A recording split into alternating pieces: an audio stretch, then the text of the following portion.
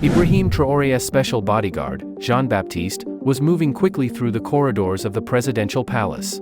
He had an urgent message in his hand. The president was in a critical meeting at the defense ministry. Instead of knocking, he entered directly. "Mr. President, there's a special message for you." Traoré curiously took the message and read it. His face suddenly paled. The message read, "One of the 5 people in the meeting room is relaying your conversations to French intelligence. Be careful." Traoré looked at the defense minister, chief of general staff, intelligence chief, chief of cabinet, and special forces commander sitting at the table. These 5 people knew Burkina Faso's most secret military plans. One of them was a traitor. But who? Traoré carefully examined those in the meeting room without blinking. Defense Minister General Abdoulaye Sane was one of the country's most respected soldiers. He had stood by Traoré during the military coup, always showing his loyalty. Chief of General Staff Colonel Maurice Diallo was known for his intelligence in strategic planning and discipline. Intelligence Chief Fatima Ouedraogo was a Western-educated woman who had set up high-tech monitoring systems. Chief of Cabinet Pascal Zongo was Traoré's friend from university. They had been working together for years. Special Forces Commander Captain Ahmed Cabore had started as Traoré's personal bodyguard, gradually gaining his trust and rising in rank. "Let's continue this meeting," said Traoré, trying not to change his tone. "But first, I want to take a break. Let's meet again in 15 minutes. Those who have engaged in corruption will be punished." Those in the room respectfully bowed their heads and left. Jean-Baptiste was waiting at the door. "Who sent the message?" asked Traoré as soon as the door closed. "We don't know, Mr. President," said Jean-Baptiste in a low voice. "It was delivered anonymously to our special security network at the palace. Very difficult to trace. The food is rotten. Use all our resources to identify the sender," ordered Traoré. "And thoroughly investigate each of these 5 people. Their backgrounds, financial situations, family connections, education. Everything." For days later, Traoré returned to the barracks of the 3rd Commando Brigade, this time in his official head of state uniform. "Yes, Mr. President. Will you continue with the meeting?" Beside him was the newly appointed brigade commander, Colonel Ouedraogo. Traoré thought. "Yes, but I'll change the planned agenda. I'll give them non-critical information and observe their reactions. But I want you to know this, you are not just soldiers." 15 minutes later, the 5 high-ranking officials re-entered the meeting room. Traoré carefully examined each of them. He couldn't see any obvious signs of guilt in any of them. "Valued friends," Traoré began. "Today I want to share a very important matter with you. We are about to sign a major military agreement with the People's Republic of China. They will provide us with modern air defense systems and armored vehicles. As your president, I swore to protect the sovereignty and independence of our country." Reactions in the room were mixed. Defense Minister Sane appeared pleased. "Great news, Mr. President. Just what we need for the modernization of our army. Better training and equipment will be provided." Chief of General Staff Diallo was more cautious. "Can we trust the Chinese? How will Western countries react to this? Some of you may ask me, why didn't you trust us?" "Western countries?" said Traoré, carefully watching Diallo. "Are you specifically referring to France, Colonel? You believe in me." Diallo answered confidently, "France, as the former colonial power, is still the most influential country in the region, Mr. President. Of course, they will react." 2 weeks later, the French Ministry of Foreign Affairs announced that they were imposing sanctions on Burkina Faso. Economic aid was stopped, and trade restrictions were introduced. Intelligence Chief Ouedraogo took the floor. "Our intelligence reports show that the French are uncomfortable with China's increasing influence in the region. This agreement will anger them." He sought support from African Union countries. Chief of Cabinet Zongo and Special Forces Commander Cabore also expressed their views. But Traoré's mind was still on the message. One of those around the table was two-faced. One of them was selling Burkina Faso's future to French interests. When the meeting ended, Traoré carefully bid them all farewell. "We'll meet again early tomorrow morning. We'll discuss the details of the agreement." Aminata quickly scanned these names on her computer. In the evening, in his private quarters, he was reviewing the research results with Jean-Baptiste. There were 5 separate files on the table. Defense Minister Sane, Jean-Baptiste began. His family is traditionally anti-colonial. His father fought in the independence war against France. His financial situation is normal. He has no significant income other than his salary. His 3 children attend schools in the country. No interesting connections to France or the West. What about Chief of General Staff Diallo? This answer impressed not only the Russian general but all international observers. Colonel Diallo? An interesting case. He received part of his military education in France at Saint Cyr. He has many friends in the French army. However, politically, he supports Pan-Africanist views, anti-colonialism. He appears to have kept his French connections to a minimum over the past 3 years. Financially clean, doesn't seem to live a luxurious life. In his farewell speech, he said, "The true legacy of a leader is what he leaves behind after leaving office." Intelligence Chief Ouedraogo? A country that refuses to be a puppet of external powers. Fatima Ouedraogo was educated in the USA, participated in training courses with the CIA. However, she has always been cautious toward Western intelligence services. Her expertise in technology is indisputable. Interesting note, her husband is French Burkinabe, grew up in Paris. He has French citizenship. He's a professor at the university. Today, at the Burkina Faso Military Academy, Traoré's 4-day secret operation is taught to all military students. Chief of Cabinet Zongo? Now, according to our agreement, the new government will renew all agreements with French companies and stop the establishment of the Russian military base. Pascal Zongo, the person you've known the longest. Friends with you since university. His financial situation? Somewhat suspicious. A bank account was opened in Switzerland in the last 2 years, and money is regularly deposited. We couldn't exactly determine the source, but about 450,000 euros have accumulated. After this conversation, special forces raided the villa and captured both Zongo and the DGSE agents. Traoré frowned. He never mentioned this to me. Continue. My dear citizens, he said in a strong voice.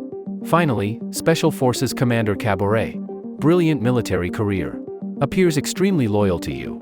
However, in the last 6 months, he's had 3 secret meetings with a diplomat from the French embassy. The content of the meetings is unknown. Foreign Minister Bamba and my Chief of Staff Zongo are accused of collaborating with French intelligence to carry out 3 separate assassination attempts against me. Traoré took a deep breath. So, we have 5 suspects. The mysterious Swiss account of Zongo and Cabore's secret meetings with the French are particularly noteworthy. Traoré moved even closer to the camera. What do you plan to do, Mr. President? But it should be known that no assassination, no coup attempt, can stop the honorable march of Burkina Faso. We'll set a trap, said Traoré, with a determined gleam in his eyes. But first, we'll give each of them separate false information and see which one reaches the French. 3 days later, the trial of Bamba and Zongo began. The next day, Traoré had separate private meetings with each official. He gave each a different, fake, secret information. He told defense ministers saying that Russian missile systems were being secretly brought to Burkina Faso. He told Chief of General Staff Diallo that a conflict was planned on the Ghana border. He informed Intelligence Chief Ouedraogo that a secret intelligence sharing agreement would be signed with America. He told Chief of Cabinet Zongo that a new gold mine had been discovered and would be open to foreign companies. And to Special Forces Commander Cabore, he said that a secret operation was planned against French bases. Now they had to wait. If any of this information leaked to French intelligence, they would know who the traitor was. 2 days later, Jean-Baptiste hurriedly entered Traoré's office. Mr. President, we've intercepted a private message from a diplomat at the French embassy. He sent an encrypted telegram to Paris. Content, flash, we have learned from a good source that Burkina Faso Special Forces are planning a secret operation against our military bases in the country. Details unclear. Urgent action needed. A bitter smile appeared on Traoré's face. So it's Special Forces Commander Cabore. One of the men I trusted most. His voice was filled with disappointment. Arrest him immediately, but quietly. Don't let anyone notice anything. Mr. President, said Leclerc, with surprise and haste. That night, Cabore was brought to the special interrogation room of the presidential palace. In the room were only Traoré, Intelligence Chief Ouedraogo, and 2 trusted guards. Why, Ahmed? Asked Traoré, looking directly into his eyes. Why did you betray your country, your people, and me? The final phase of his plan had also been realized. Cabore first tried to deny it, but the evidence was heavy. Finally, his shoulders slumped. Mr. President, I was only thinking of our country's interests. We need to fix our relations with France. Independence is nice, but we also need them. Traoré nodded humbly. And what did you receive in return? Traoré asked sternly. Cabore bowed his head. A house in Paris. Education for my children in French schools. And of course, money. Of course, there can be challenges in developing regions. How much money? As the plane entered Burkina Faso's airspace, the lands he saw below were now truly free. 10,000 euros per month. I received a total of about 340,000 euros. Is that what you call this? Traoré took a deep breath. And for this, you sold the country's security. You relayed everything discussed in our meetings to them. The stream is being poisoned. Not everything, Mr. President. Cabore protested. Just matters concerning France. Whose standards? And who decided what concerned France? You or French intelligence? Traoré stood up. Ahmed Cabore, I arrest you for treason. You will be fairly tried. Leclerc's face paled. As the guards took Cabore away, Intelligence Chief Ouedraogo asked, Mr. President, will we announce this situation to the public? We have legal rights. Traoré thought. No, not yet. First, we must completely expose his French connections. We need to learn who gave him orders. And I will not tolerate anyone, any company that harms them. The next day, Traoré met again with the 4 remaining officials in the same meeting room. When they noticed Cabore's absence, he explained, he was sent abroad on a special mission. When Traoré returned to the village, the villagers were still waiting in the square. Shortly after the meeting began, Jean-Baptiste again hurriedly entered, but this time there was fear on his face. Mr. President, emergency. French paratrooper units have crossed the border. 3 helicopters and about 50 soldiers. They're advancing toward the presidential palace. Everything will be examined. A wave of panic swept through the room. Traoré quickly stood up. Activate our defense systems. Activate all security protocols for the palace. This is just the beginning, he said. Chief of General Staff Diallo anxiously pulled out his phone. I'm mobilizing the troops immediately, Mr. President. In fact, in response to France's sanctions, citizens voluntarily started saving campaigns, and production cooperatives were established. But Traoré stopped him. Give me the phone, Colonel. Diallo looked surprised but extended the phone to Traoré. Traoré looked at the screen, then turned to those in the room. Interesting. Colonel Diallo, who were you going to call with this phone? Because what I see here is the last call, to the secret number of the French embassy. Examinations began. A wave of shock spread through the room. Diallo's face turned ashen. This can be explained, Mr. President. The health of our citizens, the protection of our environment comes before any economic interest. Now I understand, said Traoré, putting the pieces together. The real traitor wasn't you, Special Forces Commander Cabore. He was just a small pawn. The real game maker, Colonel Diallo. Trained at Saint Cyr, with connections in the French army. And now, realizing the plan was disrupted with Cabore's arrest, the French decided to intervene directly. And you, by notifying them, were fulfilling your last duty. How many more villages need to be poisoned? No, Mr. President, shouted Diallo. This is a misunderstanding. The ministers were silent. Jean-Baptiste, Traoré called out. What you said about the French paratroopers. The first, for the immediate closure of the mine in Bati Bali. Jean-Baptiste smiled. It was a test, Mr. President. In reality, no French unit crossed the border. Let them, said Traoré. Diallo was devastated. Security forces arrested him as well. In the following hours, both Cabore and Diallo were subjected to detailed interrogation. The emerging picture showed how deep French influence was in Burkina Faso. Over the years, people in strategic positions had been selected, trained, and supported. Traoré's rise to power and policies moving away from the West threatened this network.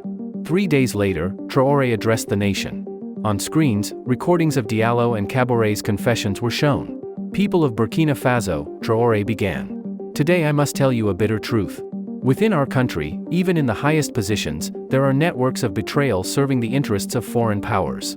This betrayal is not just against me or the government, but against all our people, our independence, and our sovereignty. This time with an official convoy, with ministers and experts. Traoré explained how the network of betrayal was detected and how the traitors were caught. But remember this, he continued.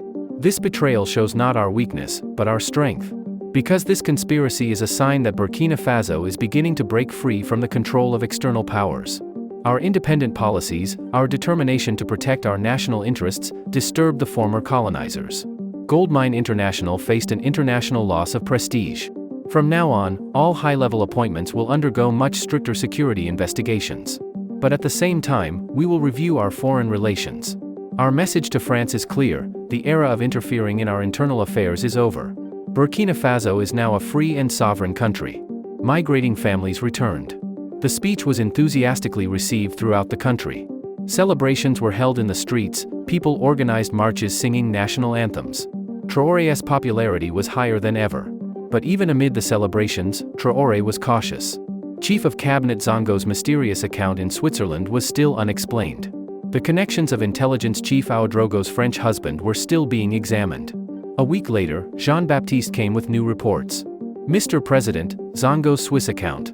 We found the source of the money. It's not an illegal source. It's inheritance from his wife's family. We verified the documents. And our greatest responsibility is to protect the most vulnerable. What about Ouedraogo's husband? Badibali's story inspired all of Burkina Faso. Traoré's return to his birth village and his action in the face of what he saw changed the country's environmental policy. Professor Ouedraogo, despite being a French citizen, is an active supporter of the Pan-Africanist movement. He conducts academic studies against French colonialism. He's being monitored by French intelligence in Paris as a dangerous activist. Traoré relaxed. So, for now, we've cleaned the traitors from our cabinet. It seems so, Mr. President. But caution should not be abandoned. A month later, the Burkina Faso government announced the decision to remove French military bases from the country. France tried to respond with diplomatic and economic pressures, but Traoré stood firm. New trade and security agreements were signed with Russia and China. Within 5 months, the country's gold mines were completely nationalized. Burkina Faso began to display a more independent stance in the international arena. Despite economic hardships, the people stood behind their leader. A year later, Traoré was having a meeting with his new Security Council. At the table now were names he completely trusted. One of the council members asked, "Mr. President, in those critical days, how did you notice the betrayal? Who warned you?" Traoré smiled. "Actually, I had the anonymous message written. I sent it to myself through Jean-Baptiste." The council members looked at each other in surprise. "But why?" "Because I had a specific suspicion, but no proof. I needed to develop a strategy to test everyone at the table. To expose betrayal, I first had to create a suspicion that there was betrayal. And this strategy worked." "So, there was never a real message?" "The message was real," said Traoré, "but I was the sender. Sometimes a leader's best ally is his own intuition. And sometimes, to reveal the truth, one more secret must be kept." Traoré's strategy had not only exposed the traitors but had also helped him identify his trustworthy advisors. This experience had been a critical turning point in Burkina Faso's progress on the path to true independence.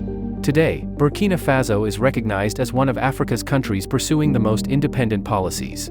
And Ibrahim Traoré is known not just as a head of state, but also as a symbol standing against former colonizers, the man who found the traitor at the table.